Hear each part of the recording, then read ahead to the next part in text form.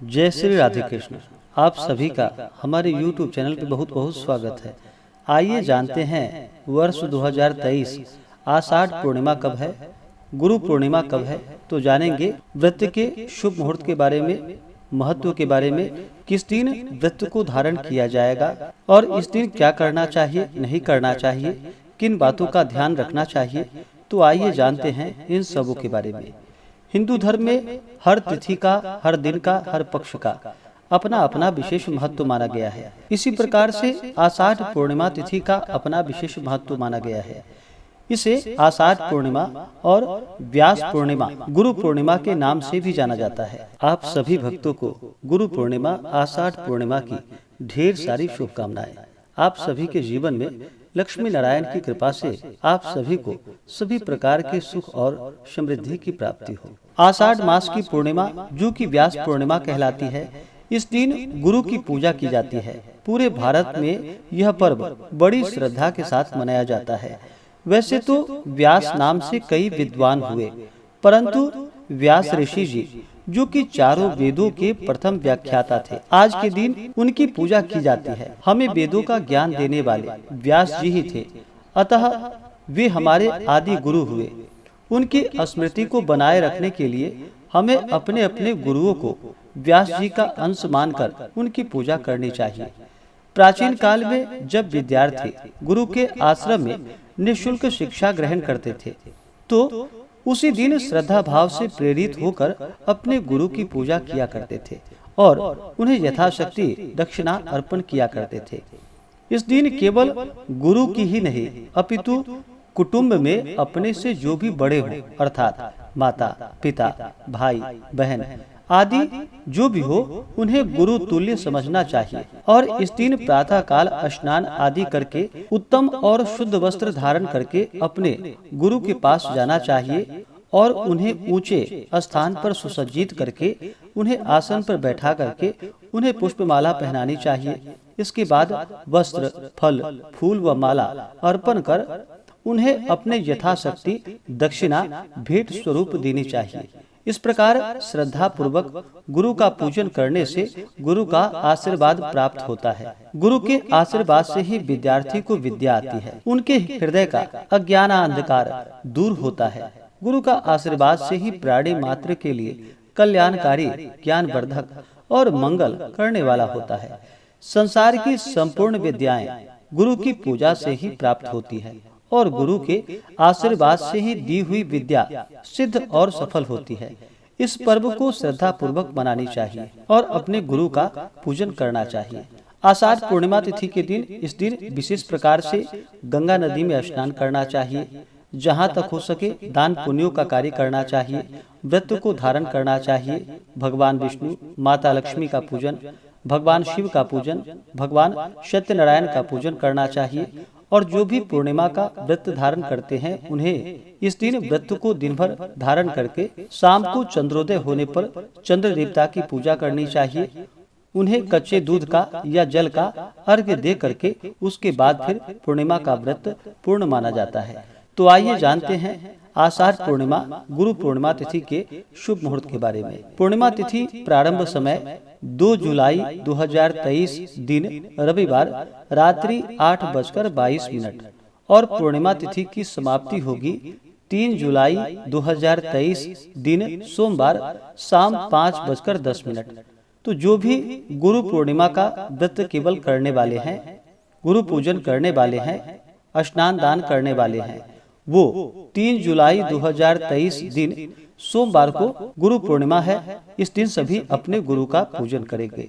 और जो प्रत्येक मास की पूर्णिमा का व्रत रखने वाले हैं, वो सभी 2 जुलाई 2023 दिन रविवार को व्रत को धारण करेंगे, क्योंकि पूर्णिमा का व्रत जो रखा जाता है वह चंद्रोदय व्यापिनी ली जाती है। इस कारण से जो भी पूर्णिमा का व्रत धारण करने वाले हैं, वो 2 जुलाई 2023 दिन रविवार को व्रत को धारण करेंगे। और 2 जुलाई को जो चंद्रोदय का समय है, वह समय शाम 6:02 है और पूर्णिमा तिथि प्रारंभ जो कि रात्रि 8:23 पे है। तो शाम को चंद्रोदय जो कि शाम 6:02 पे है और पूर्णिमा प्रारंभ रात्रि 8:22 पे है। तो रात्रि 8:23 के बाद 2 जुलाई को जो भी व्रत को धारण करेंगे, रात्रि 8:23 के बाद चंद्र देवता को अर्घ्य प्रदान करे कच्चे दूध का या जल का, उसके बाद व्रत को पूर्ण करे। तो जो भी पूर्णिमा का व्रत धारण करने वाले हैं वो 2 जुलाई को व्रत धारण करेंगे, और जो स्नान दान करने वाले हैं, व्यास पूर्णिमा अपने गुरु का पूजन करने वाले हैं, वो सभी 3 जुलाई 2023 दिन सोमवार को इस व्रत को धारण करेंगे। गुरु पूर्णिमा का व्रत जो कि इसे सूर्योदय व्यापिनी उदया तिथि के अनुसार ली जाती है, और पूर्णिमा का व्रत जो धारण किया जाता है वह रात्रि व्यापिनी चंद्रोदय व्यापिनी ली जाती है। तो जो भी पूर्णिमा का व्रत रखेंगे वो 2 जुलाई को, और गुरु पूर्णिमा 3 जुलाई को सभी मनाएंगे। 2 जुलाई को चंद्रमा का अर्घ्य देने का समय जो कि रात्रि 8:23 के बाद आप चंद्र देवता को अर्घ्य प्रदान करें। 2 जुलाई को सूर्योदय का जो समय होगा वह समय सुबह 5:11 और सूर्यास्त शाम 6:52। राहु काल का जो समय होगा 2 जुलाई को, वह समय शाम 5:10 से शाम 6:52 तक राहु काल का समय होगा। राहु काल समय के दौरान कोई भी शुभ कार्य या नया कार्य नहीं करना चाहिए, यह लाभप्रद नहीं होता है, इस बात का ध्यान रखें। 2 जुलाई को जो कि नक्षत्र ज्येष्ठा नक्षत्र दोपहर 1:18 तक होगा, उसके बाद मूल नक्षत्र योग जो कि शुक्ल योग शाम 7:26 तक, उसके बाद ब्रह्मा योग। 2 जुलाई को रवि योग और सर्वार्थ सिद्धि योग भी बन रहा है। रवि योग जो कि सुबह 5:27 से दोपहर 1:18 तक होगा, और सर्वार्थ सिद्धि योग जो कि दोपहर 1:18 से अगले दिन सुबह 5:27 तक होगा, जो कि यह बड़ा ही अच्छा है। इन योग में पूजन आदि का कार्य करते हैं तो यह बड़ा ही पुण्यफलदायी होता है। और 3 जुलाई को जो राहु काल का समय होगा वह समय सुबह 6:54 से सुबह 8:37 तक होगा। राहु काल समय के दौरान पूजन आदि का कार्य न करे, यह लाभप्रद नहीं होता है। यह समय जो कि अशुभ समय होता है, इसे छोड़ करके इससे पहले या इसके बाद ही आप पूजन आदि का कार्य करें तो लाभकारी होगा। 3 जुलाई को नक्षत्र जो कि मूल नक्षत्र सुबह 11:02 तक, उसके बाद पूर्वाषाढ़ा नक्षत्र योग जो कि ब्रह्मा योग होगा दोपहर 3:45 तक, उसके बाद इंद्र योग होगा। पूर्णिमा तिथि के दिन जो भी व्रत को धारण करते हैं उन्हें व्रत के दौरान जो कि तामसिक वस्तुओं का प्रयोग बिल्कुल भी नहीं करना चाहिए। शुद्ध और सात्विकता का पालन करना चाहिए, ब्रह्मचर्य का पालन करना चाहिए। व्रत के दौरान किसी के ऊपर क्रोध नहीं करनी चाहिए। अपने मन में किसी के प्रति ईर्षा या द्वेष का भाव नहीं लाना चाहिए। पूर्ण श्रद्धा भक्ति भाव के साथ भगवान विष्णु का पूजन करना चाहिए। माता लक्ष्मी का पूजन करना चाहिए।